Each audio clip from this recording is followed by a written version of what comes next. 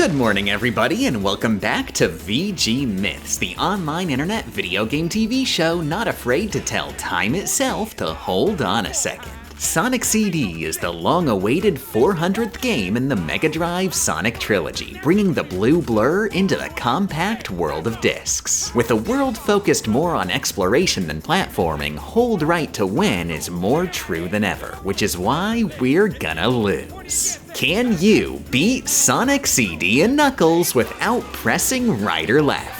The rules are simple. We're trying to beat the game from start to finish without ever making a left or right directional input. As always, this is only feasible with our main man Knuckles, who can glide through the air using only the buttons. He of course isn't playable in any version of the original Sonic CD, but within the last couple years, he was finally made officially playable in the crappy collection of remakes Sonic Origins. Since we already did a Sonic 1 run here, we can skip all pre-game shenanigans and get this run mission failed. Sorry everybody, this run is absolutely literally no way, no how impossible. Listen to that title screen music, and if you're a good person, you will immediately realize the problem. When Sonic CD was originally released, the executives at Sega of America realized they were simply too evil to release the game as is, deciding to replace almost every song with completely new ones, thus making the game unplayable. Now, to be really clear, there's nothing inherently wrong with the US songs. I'm not saying they're worse or that you're a bad person for liking them. I'm just an extremely anal loser and refuse to play the game without the soundtrack the original developers developed. Sonic Origins does include both soundtracks as an option, but if you live in the United States of America like I do, it defaults to the US soundtrack.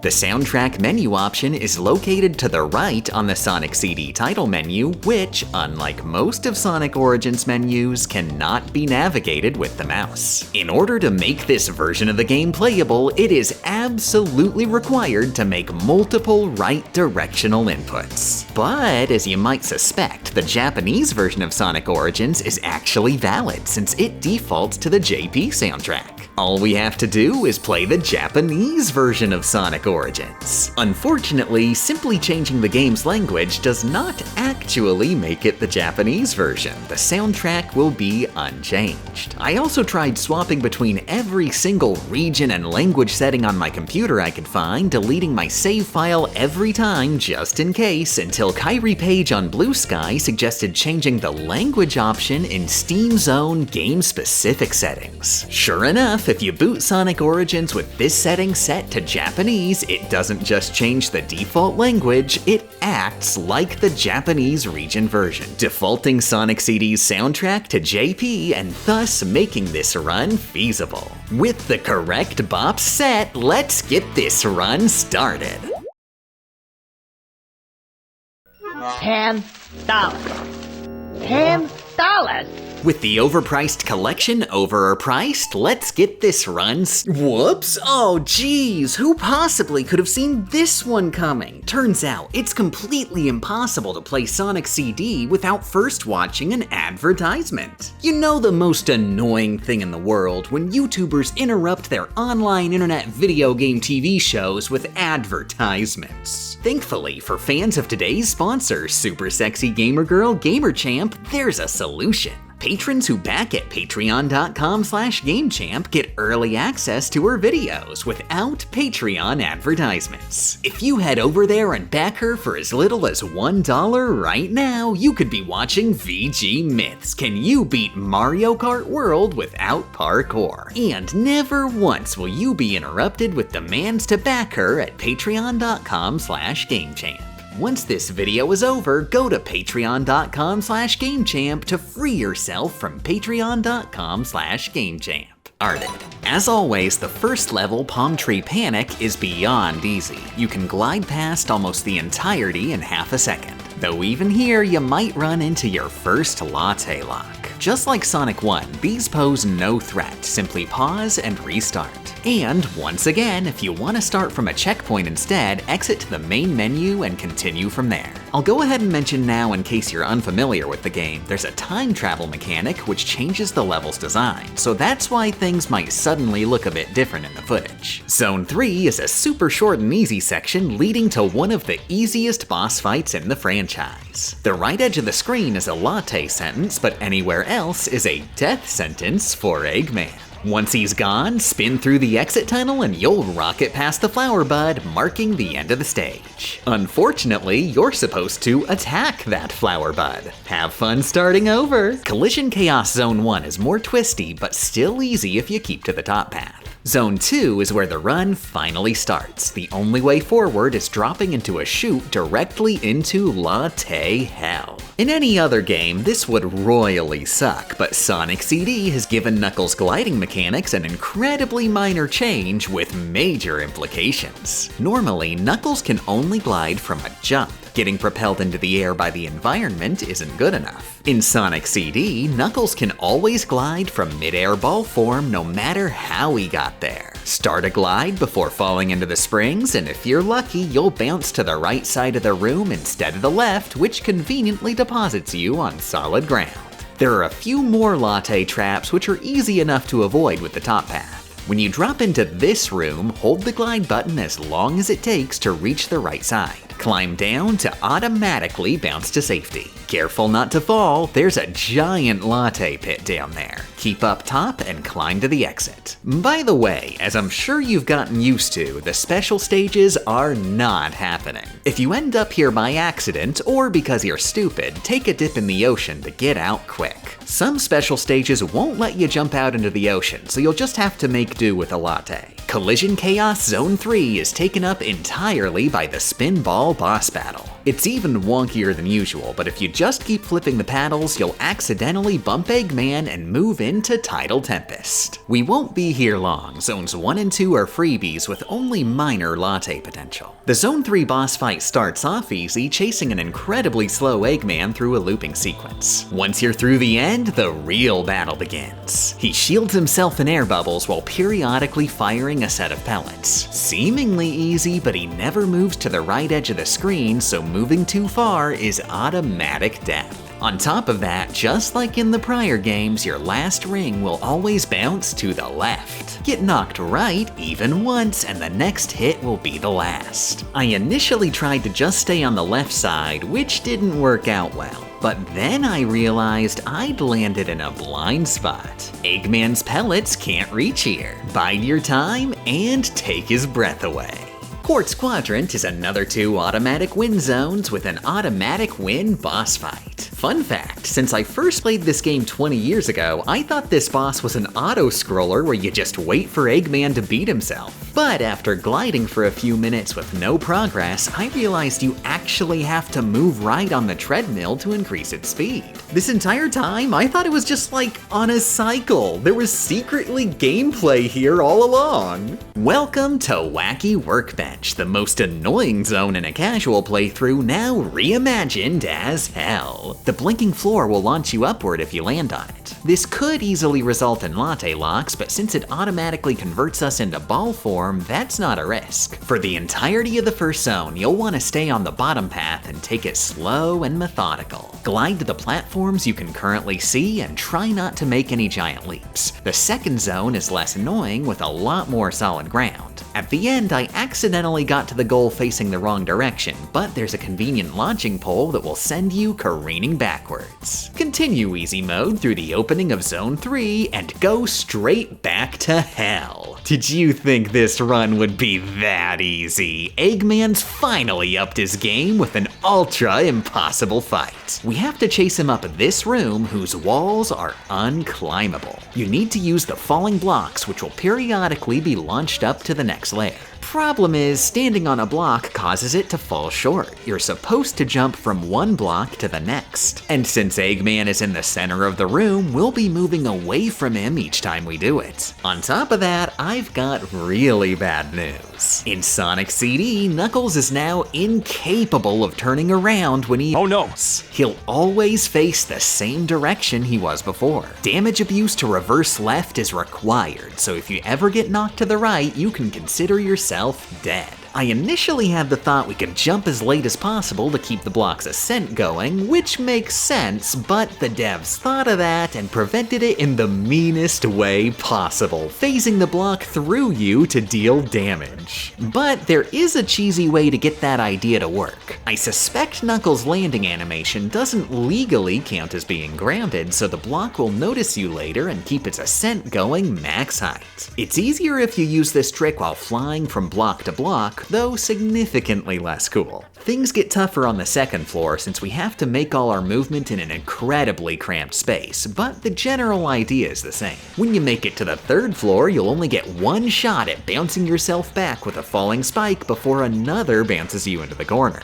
Don't worry if you fall all the way back down, getting back up works just the same as before. All that's left is getting knocked backward to the third block, putting you in range of Eggman, who dies in one hit. Enter Stardust Speedway. This is one of the most maze-like zones in a casual playthrough, and it gets worse in this run, though Zone 1 is at least a freebie. Fun fact, it took me 20 years to figure out the weirdo Sonic flippy panels actually have a gameplay purpose. They flip between foreground and background, which actually directly aligns with the player moving between the foreground and background layers. Zone 2 is where Stardust Speedway gets hard, with the difficulty localized entirely at the end. A giant maze of zippy caves forcing you through at high speeds with the only option of redirecting right and left with the D-pad. Since our only option is not an option, we're seemingly trapped, but remember, Knuckles can always glide from mid-air ball form.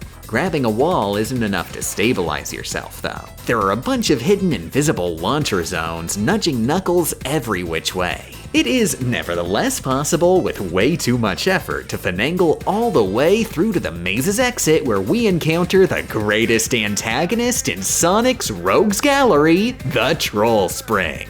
We're forced to face left, and since we're close to the goal, the screen refuses to scroll, latte locking us right at the finish line. As bad as that sounds, the true evil won't become obvious until you give a couple more attempts and make a horrifying discovery. When you exit the final section of maze, you hit an invisible launcher that puts Knuckles into a special launch state. You can get a better example of it in action back at the beginning of the zone. In this state, you are absolutely 100% not allowed to jump.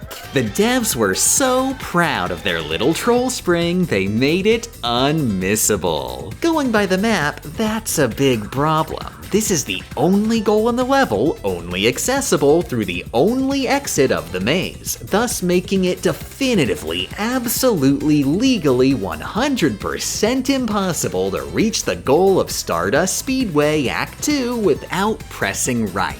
In the past and present, but remember, we've got magic time travel powers. Head earlier into the level and time travel all the way to the future. You do this by passing a future signpost to bank a travel, then starting some sparks with high-speed movement and keeping them alive long enough for the magic to kick in. Here in the future, there's now an opening in the maze's ceiling allowing you to escape, zoom over the screen, and glide past the goal. The Metal Sonic boss fight is unfortunately Ultra Easy mode. Knuckles' glide will keep you ahead easy and leave him in the scrap heap, no fun required. On to the final level, Metallic Madness. Zone 1 is ultra easy. Zone 2 starts us in a tough situation, locked in a pit with an automatic latte lock spring on the right side and the edge of the level on the left. As bleak as it looks, there's still another way out of here, because Sonic CD and Knuckles for the Sega CD Entertainment System, for the iOS mobile operating system, for the Personal Computer Entertainment System, for the Sonic Origins and Knuckles for the Steam Content Delivery Platform, for the Personal Computer Entertainment System was programmed on duct tape.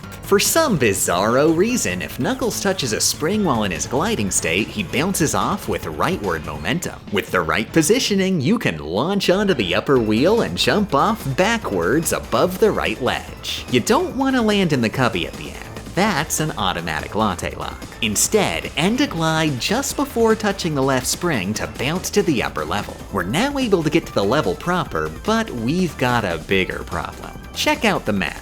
This entire bottom section is only accessible by entering this junction in a vacuum tube and pressing left, so we can eliminate that entire map chunk. The only other opening to the right half of the level is this vacuum junction, and guess which direction you've gotta press. Without use of one of these vacuum tubes, we're locked in. Fortunately, the map doesn't technically show us every possible path. Notice there's a couple sections with two walls relatively close to each other and a completely empty ceiling. With a perfectly timed jump and glide, you can slide up above the screen and spin dash all the way across to reach the rest of the level. Things go back to easy mode as we enter the mini Knuckles section. We'll have to travel upward here, and there's not a good angle to jump up normally. Do a stalled glide onto the spring for a smooth lift. At the conveyor belt, slide onto the barrel backward and spin dash through to the bottom. With only a minor bean machine left, enter the final level, Metal Madness Zone 3. Just glide across the big gap and do a pathetic easy mini-boss to reach the final boss battle against Eggman's spinny block thingy. He won't spawn until we move slightly past center stage. When he's ready to attack, he slides down directly from center stage, thus pushing you right where you obviously don't want to be. Intentionally bonk your head on him to reposition. From there, the entire fight is simple. Get knocked left, re-grab your ring, and abuse invulnerability frames to get a hit in. It only takes 4 hits to get this finished. With Eggman's fortune conclusively determined as a bad future, the Sonic CD and Knuckles hold right to lose run is mission complete. I bet you're thinking something along the lines of, gosh, that one was really easy. Well, of course it is. Sonic CD, more than any other game in the trilogy, is focused on exploration. If you want to just run from point A to point B, you're gonna have a really easy time as you walk past the giant playground. Any percent may as well be no percent. You're basically choosing not to play the game. And that just isn't satisfying, which is why this video still has a few minutes to go. We've got a bonus challenge to play Sonic CD wrong the right way. We're aiming for the good ending, baby. If you're only passingly familiar with Sonic CD, that may seem like an impossible ask. We already established you can't complete the special stages without horizontal input, and thus can't obtain the time stones found within. Which would be a problem in any other Sonic game, but in Sonic CD, the magic gem collectibles are not themselves the ticket to get the good ending. Collecting the time stones just forces a good future in every zone. Creating a good future everywhere is the true good ending goal, and you can get that done the old-fashioned way. Zones 1 and 2 of every level have a hidden robot transporter somewhere within. If you time travel to the past and destroy it, you'll create a good future. Simply destroy every robot transporter in the game and you'll get a good ending. Loop Knuckles back to start and get treasure hunting. Your goal in almost every level will be to enter the past ASAP, then beeline for the transporter. The moment you hit it, the good future is assured, and all you have to do is beat the level the same way as before. In Palm Tree Panic 2, I used this convenient loopy tunnel directly next to a pass sign, which is super close to its transporter. Just below and to the right of the Collision Chaos 1 transporter is a pass sign spring cubby specifically made for cheesy time travel. After destroying the transporter, I was a little bad at video games and latte'd myself. Without much thought, I hit restart and immediately realized the incredible mistake I'd just made. See, the restart function doesn't actually fully restart the level. Some attributes like your score and time get rolled back, but the time period does not. Since we restarted in the past, we're stuck here until time traveling again. The lower route we originally took into the level is slightly altered and leads directly onto an instant latte lock spring. Since there's no future signpost at the beginning of the level, this is a potential soft lock of the entire run, requiring starting the game over from the beginning. Thankfully, since we're technically in midair for a fraction of a second, we can just barely glide to grab the wall and escape. Collision Chaos 2 has this convenient pass sign and spring trap right next to the beginning, from which you've got a straight shot to the transporter. Boss fights are obviously identical to before, and we're not covering them. But I really just want to show off I discovered a completely new variety of latte lock. In Tidal Tempest 1, there's a tempting pass sign right at the beginning of the lower path with an invisible water current that acts as an impenetrable wall, so it's a no-go. The checkpoint closest to the transporter has a pass sign, and the transporter itself has a nearby set of opposite-facing springs. Careful when jumping out, there's another hidden spring made to latte lock you if you just jump out normally. In Tidal Tempest 2, there's a pass sign in this long room which is perfect for showing off Knuckles' extra versatile time travel skills. If you've got a decent stretch of air in front of you, spin dash, jump, and glide. Knuckles' landing animations are time travel legal, which usually makes that last second difference. From here, you can get up to the transporter through this swirly tunnel with a bit of effort. In Quartz Quadrant 1, you'll find conveyor belts. These play havoc with the time travel mechanics in our favor. They have the special property of allowing Knuckles to jump from his landing animations without losing spark, so time travel is 100% free. For the transporter, I made use of Knuckles' glitchy glide to spring backwards onto an upper ledge, leaving it only a quick glide away.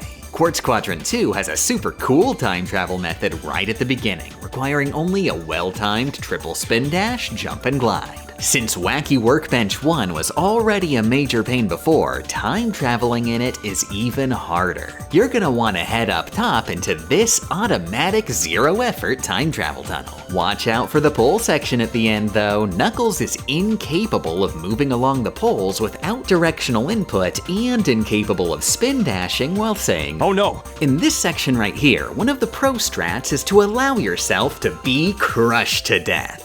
What, did you think I was joking? The only joke here is this game's level design. Wacky Workbench 2 has the absolute easiest transporter in the game. You'll find it straight out of the opening hallway along with a pass sign. In non-Origins versions, the challenge is getting back up after you've fallen down to time travel, but remember, restarting the level retains the current time period, making the transporter 100% free. Stardust Speedway makes it really easy to time travel with all its looping paths, and the transporters are in plain sight. Just don't forget you'll need to travel back to the future to finish the level, which should be easy with the help of a couple latte locks. You might worry about resetting the transporter, but I confirmed its destruction is remembered just like time period. The good future is made permanently. Welcome back to the finale, Metallic Madness, which presents a problem. In Zone 1, the transporter is located in this little cubby. We can get into this cubby just fine in the present, but in the past, the left wall is sealed, requiring you loop around a totally new bottom chasm. But alas, the chasm cubby entrance is impenetrable. The walls are just barely too high to glide onto. I got a really stupid idea though. If we can't get to the cubby in the past, what if we get to the past in the cubby? There's a bunch of annoying conveyor platforms along the room, but it seems just barely feasible to get a spin dash from one edge, glide across, and stall long enough to execute time travel. This is ridiculous hard, but after trying for about an hour, this happened.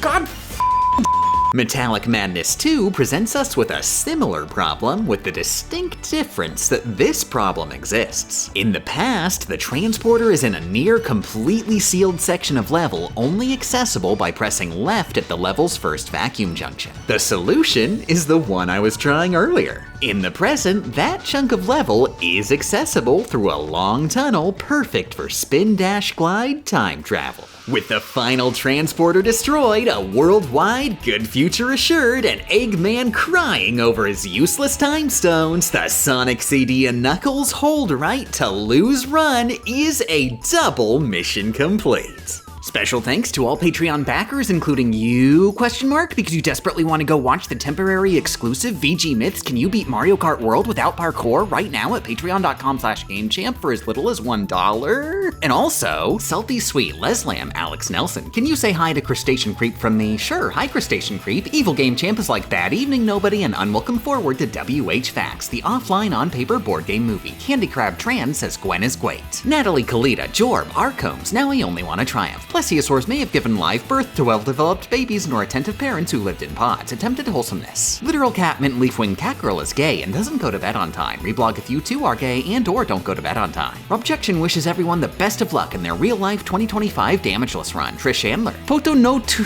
Unite Nate Tunanan Senatuna Canararisana Seraten Nono Nerep Patanisaniti. Ephamadon, Darknet, frequently a doofus, occasionally an idiot, always a fool. Brisky, Ian Beck, Biohazard, oh hey, that's me. Fluff System, Arsonist Cat, Sorio99, Cody Merchant, Touchtone Bananaphone, Landfair Pawilganil, Goguri Chandrob, Willancilio, Go Go Go.